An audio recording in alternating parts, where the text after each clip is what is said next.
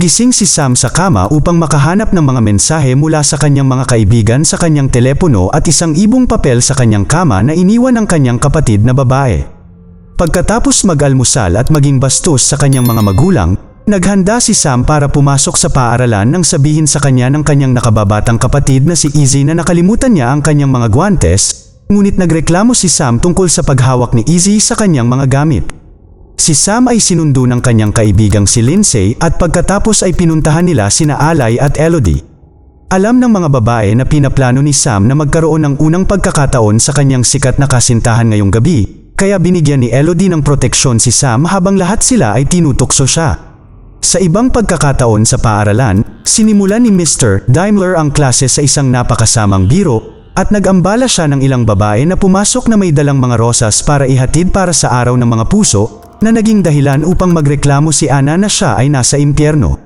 Si Sam ay nakakuha ng isang regular na rosas mula sa kanyang kasintahan na may isang nakakaantig na mensahe na ikinatuwa niya, ngunit nagulat din siya na makakuha ng pangalawang bulaklak na may isang tula na nagsasabing kilala niya ang totoong Sam. Pagkatapos ng klase, nilapitan ni Kent si Sam at tinanong kung nagustuhan niya ang rosas na nakuha niya. Pagkatapos ay sinabi niya sa kanya na may party siya at tinanong siya kung makakapunta siya, ngunit tinanggihan ni Sam ang imbitasyon. Pagkaraan ng tanghalian, ang kasintahan ni Sam na si Rob ay dumaan upang halikan si Sam at nangako sa kanya ng isang napakagandang gabi. Ang mga babae ay nagsimulang magchismis at magsalita ng masama tungkol sa mga tao, tulad ng pagtawanan ang paghihiwalay ni Anna sa kanyang kasintahan. Nang dumaan si Juliet, pinagtatawanan din siya ng mga ito sa pagiging loner girl na inaakala ng iba na baliw base sa hitsura niya at sa mga drawing niya. Pagkatapos ay ipinahayag na pinadalhan siya ng mga babae ng isang rosas na may masamang card bilang isang kalokohan. Nang malaman ni Sam na lahat ay pupunta sa party ni Kent, nagpasya siyang pumunta din, kaya nagsama-sama ang mga babae para maghanda para sa party at binigyan ni Lindsay ng payo si Sam tungkol sa unang pagkakataon niya. Sa party, sinubukan ni Kent na kunin ang atensyon ni Sam, ngunit hindi niya ito pinapansin. Nag-ambala siya at hindi sinasadyang nabangga si Rob, na lasing na at medyo makulit. Natigilan si Sam sa kanyang saloobin at muling sumama sa kanyang mga kaibigan. Sumasayaw at nagsasaya ang mga babae, at habang tumatagal ang gabi, nagpakita si Juliet. Pinuntahan siya ni Lindsay upang pagtawanan at ginantihan siya ni Juliet. Ninsulto siya at tinawag ang buong grupo na pangit ang mga pag-uugali. Sinabi niya na hindi katakataka na naghiwalay ang mga magulang ni Lindsay, na naging sanhi ng labis na pag-insulto sa kanya ni Lindsay at sinabihan siyang umuwi. Sinubukan ni Juliet na kalabanin si Lindsay, ngunit hinila siya ng isang lalaki pabalik at binato siya ni Lindsay ng beer, na lalong ininsulto siya. Hindi nagtagal, lahat ng nasa party kasama si Sam ay binato siya ng beer at ininsulto rin siya, kaya tumakbo si Juliet na umiiyak. Pagdating ni Kent para magtanong kung ano ang mali, naiinis siyang malaman kung ano ang nangyari at naging bahagi din dito si Sam. Sinabi rin niya sa kanya na nagsusuka si Rob sa kusina. Nabalisa sa buong sitwasyon, ang mga babae ay sumang-ayon na umalis.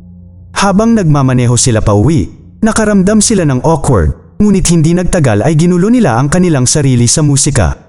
Tiningnan ni Sam ang kanyang telepono upang makitang 12:39 PM na at biglang may nabangga ang kotse sa kalsada na naging dahilan upang bumangga din ito sa isang truck. Naging madilim ang lahat at ilang sandali pa, nagising si Sam sa kanyang silid, hindi makapaniwalang nakatingin sa paligid. Ang kanyang telepono ay may parehong petsa at parehong mga mensahe, at nang pumasok si Izzy upang gisingin siya, sinabi ni Sam na Sabado ngayon, na nagpapatawa kay Izzy. Dahil ang tagal matapos ni Sam, pumasok si Lindsay para tingnan siya, at nang tanungin siya ni Sam kung ano ang nangyari kagabi, nagkwento si Lindsay tungkol sa Huwebes, na nagpapatunay kay Sam na muling naulit ang araw. Nagpatuloy ang isang natatakot na Sam sa kanyang araw, napansin na ang lahat ng bagay ay pareho, tinutokso siya ng kanyang mga kaibigan sa kotse at binibigyan siya ng proteksyon. Sinimulan ni Daimler ang klase na may masamang biro, nagrereklamo si Anna tungkol sa mga bulaklak, at dinala ng delivery girl kay Sam ang 2 rosas. Tumanggi si Sam na kunin ang kay Kent at nang sundan siya nito mamaya sa hallway. Nahulaan niya ang lahat ng sasabihin nito at tinanggihan siya. Nang maghahanda na ang mga babae para sa party, ipinahayag ni Sam ang kanyang mga alalahanin tungkol sa nakakatakot na mga kahihinatnan, ngunit sinabihan siya ng kanyang mga kaibigan niya na magpahinga at magsaya. Sa party, lahat ay nangyayari sa parehong paraan, sinusubukan ni Kent na kunin ang kanyang atensyon at si Rob ay lasing at medyo bastos. Nataranta muli, tumakbo si Sam para magtago sa isang silid at nahanap ang scrapboard ni Kent. Bago pa siya makatingin ng malapitan ay nahanap na siya ni Kent kaya mabilis siyang umalis. Bumalik sa party, dumating si Juliet at nangyari ang parehong away. Ngunit sa pagkakataong ito ay hindi na sumali si Sam sa mga pang-iinsulto. Umalis ang mga babae sa kotse at napansin ni Sam ang oras kaya hiniling niya kay Lindsay na bantayan ang truck, ngunit walang nakitang truck si Lindsay. Muling nasagasaan ng kotse ang isang bagay at nabangga sila ng truck na biglang sumulpot. Muli, nagising si Sam sa kanyang alarm sa kanyang kama. Nang pumasok si Izzy para gisingin siya, sinabi ni Sam na hindi maganda ang pakiramdam niya. Pumasok ang kanyang ina upang tingnan siya, hindi lumalagpas sa linya na iginuhit ni Sam sa sahig, at tinatanggap na hayaan siyang manatili sa kama ng mas matagal hanggat maaari niya siyang ihatid sa paaralan mamaya. Pagdating nila sa paaralan, sinabi ng nanay niya na maswerte si Sam dahil sikat siya, hindi kagaya niya noong araw, ngunit sinabi ni Sam na sa tingin niya ay maganda ang kanyang ina. Nang maglaon sa tanghalian, inamin ni Sam sa ibang mga babae na sila ni Rob ay nagkakaproblema. Nang dumaan si Juliet, tinanong ni Sam kung bakit galit sila sa kanya, ngunit sinabi lang ni Lindsay na dahil siya ay isang freak. Nang sabihin ng mga babae na gusto nilang pumunta sa party, kinukumbinsi sila ni Sam na mag-sleepover sa halip, sa pag-aakalang ito ay ang magpapatigil sa loop. Sumang-ayon ang mga babae at tinext ni Lindsay si Rob na hindi makakapunta si Sam dahil sa kanyang buwanang pagdurugo. Pagkatapos, dumating si Kent para ibigay sa kanya ang bulaklak at inanyayahan siya sa party, at mas magalang siyang tinanggihan ni Sam sa pagkakataong ito. Napakasaya ng mga babae sa sleepover, at habang lumalalim ang gabi, pinapanatili ni Sam ang kanyang mga mata sa oras. Nang magbago ito sa alas 12:40 at walang nangyari, gumaan ang loob ni Sam at sinabi sa kanyang mga kaibigan na mahal niya sila, na ikinatawa naman ng iba. Matutulog na ang mga babae ngunit makalipas ang ilang sandali, nagising sila ng isang grupo ng mga text message at nabigla silang malaman na ginawa ni Juliet ang hindi dapat gawin. Hindi alam ng mga babae kung ano ang mararamdaman dahil ang kanilang pangungutya ay maaaring bahagi ng dahilan, ngunit nagalit si Lindsay sa implikasyon, dahilan upang ipaalala ni Alay sa kanya na dati silang kaibigan ni Juliet bago sila umalis ni Elodie upang matulog sa ibang silid. Tinanong ni Sam si Lindsay tungkol sa paghahayag na ito, ngunit ayaw ni Lindsay na pag-usapan ito. Kinaumagahan, nagising si Sam nang makitang umulit siya sa parehong araw at nadismaya dahil ginawa niya ang mga bagay ng tama ngunit may namatay pa rin. Nagsisimula siyang mamuhay sa parehong araw ng paulit-ulit sa kanyang palaging paggising sa parehong lugar, ngunit kahit anong gawin niya, walang nagbabago. Napagtanto ni Sam na kahit anong gawin niya ay wala ding mangyayari, pagkatapos ay inilabas niya ang lahat. Nagsisimula siya sa pamamagitan ng pananamit ng mas kaakit-akit kaysa karaniwan, at nang pagsabihan siya ng kanyang ina tungkol dito, nagpaalam lang siya sa buong pamilya bago umalis. Habang papunta sa paaralan, nang subukan ni Elodie na ibigay kay Sam ang proteksyon, inampas siya nito. Tinatanong siya ng kanyang mga kaibigan dahil sa kanyang pag-uugali, ngunit sinigawan sila ni Sam at pinagsabihan sila para sa lahat ng mga bagay na sinasabi nila sa likod ng bawat isa. Dahil dito, pinalayas ni Lindsay si Sam sa kotse. Pagkatapos maglakad papunta sa paaralan, si Sam ay patuloy na nag-iba ang ugali. Itinapon niya ang mga rosas sa basurahan at nanligaw kay Daimler na hindi nahuhulog dito. Pagbalik niya sa kanyang upuan, nakatanggap siya ng note mula kay Kent na nagsasabing hindi ikaw ito, ngunit sinira lang niya ito. Pagkatapos ng klase, hindi pinapansin si Sam ng kanyang grupo at pagkatapos ay nakita si Juliet na mag-isa na gumagawa ng kanyang madilim na sining. Naalala ang party at nakonsensya, nagmamadaling magtago si Sam sa banyo. Doon niya nakita si Anna na tinutukso siya para sa kanyang bagong damit. Nag-uusap ang dalawa at nauwi sa kanilang bonding at nagpalitan sila ng mga saloobin. Napagpasyahan ni Anna na ang mataas na paaralan ay isang blip lamang sa radar, at nang tanungin ni Sam kung ano ang mararamdaman niya kung paulit-ulit niyang binabalikan ang parehong araw, sumagot si Anna na ganoon ang kanyang buhay. Maya-maya ay naglakad si Sam papunta sa party ni Kent at sinalubong siya ni Elodie. Humihingi siya ng paumanhin na sinasabing dapat magkasundo ang grupo dahil sila lang ang kaibigan niya na mayroon siya. Nilapitan ni Sam si Lindsay ngunit sa halip na humingi ng tawad, muli niya itong sinabihan dahil sa pagiging masama at hindi tapat na sinasabing siya na ang magbabayad nito. Sa sandaling iyon ay dumating si Juliet, kaya iniiwasan ni Sam ang sitwasyon sa pamamagitan ng paghahanap kay Rob at sa wakas ay kinaladkad siya palayo upang magkaroon ng kanilang unang pagkakataon habang naririnig nila ang away na nagmumula sa kabilang silid. Sinabihan ni Rob si Sam ng mahal kita dahil lang iyon ang gusto niyang marinig, at pagkatapos nila itong gawin, masyadong nabalisa si Sam sa buong sitwasyon. Tumakbo siya upang umiyak sa isang random na silid kung saan natagpuan siya ni Kent at sinubukan siyang aliwin. Dinala siya nito sa kanyang kama at hinawakan ang kanyang kamay habang nagsasalo sila sa isang sandali.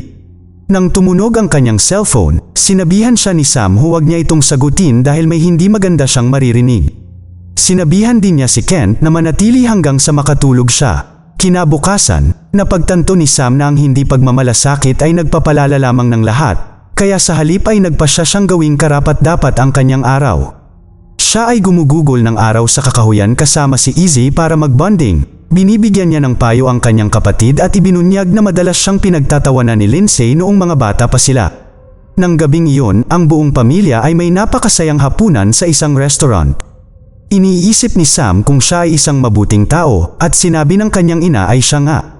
Pagkatapos ay nagpasya si Sam na pumunta sa party ni Kent at pumasok sa kanyang silid, kung saan nakahanap siya ng larawan noong mga bata pa sila. Hindi nagtagal ay nahanap na siya ni Kent at naalala nila ang panahong nasaktan si Sam sa pagpapanggap bilang isang lumilipad na ardilya at ang pagkakataong tumayo si Sam para sa kanya pagkatapos mamatay ang kanyang ama. Ipinaliwanag niya na noon ay naging bayani niya ito at pagkatapos ay naghalikan ang dalawa. Sa sandaling iyon ay nakarinig sila ng kaguluhan at napagtanto ni Sam na ito ay sina Juliet at Lindsay, kaya tumakbo siya palabas upang subukang ihinto ang away. Sa kasamaang palad, huli na at lumuha na naman si Juliet. Hinahabol siya ni Sam sa kakahuyan, at hindi sila tumigil hanggang sa makarating sila sa gilid ng kalsada.